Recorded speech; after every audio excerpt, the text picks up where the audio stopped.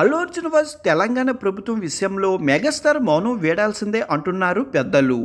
అల్లు అర్జున్ పైకి రేవంత్ రెడ్డి ఒంటి కాలుతో కాకుండా 4 కాళ్ళతో వెళ్తున్నారు.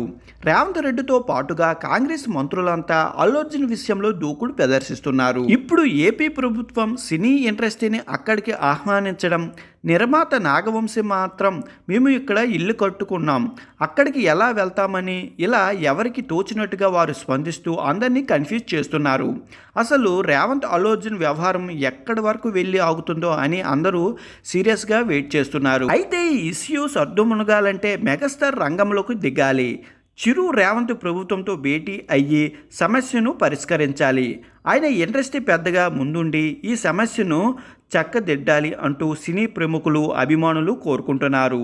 ఈ వ్యవహారంలో మెగాస్టార్ మౌనం వీడాలంటూ మరి చిరు ఈ విషయంలో ఏం చేస్తారో చూడాలి. సంజయ్ థియేటర్ దగ్గర తొక్కిసలాట అల్లు అర్జున్ మెడకు చుట్టుకుంది.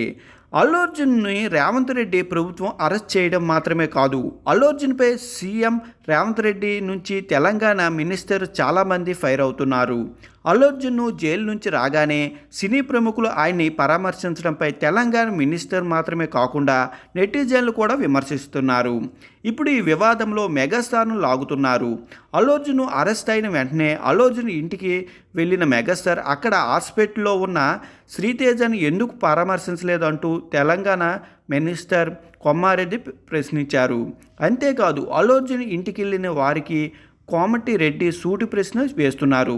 హాస్పిటల్లో ఉన్న శ్రీతేజను చిరంజీవి ఎందుకు పరామర్శించలేదు, సినిమా ఇండస్ట్రీ వాళ్ళు మొత్తం ఇలాగే మానవత్వం లేకుండా ఉంటారా అంటూ మంత్రి కోమటిరెడ్డి వెంకటరెడ్డి చేసిన కామెంట్స్ చూసి ఈ వివాదంలోకి చిరుని లాగుతున్నారా అంటూ మెగాస్టార్ ఫ్యాన్స్ కామెంట్ చేస్తున్నారు.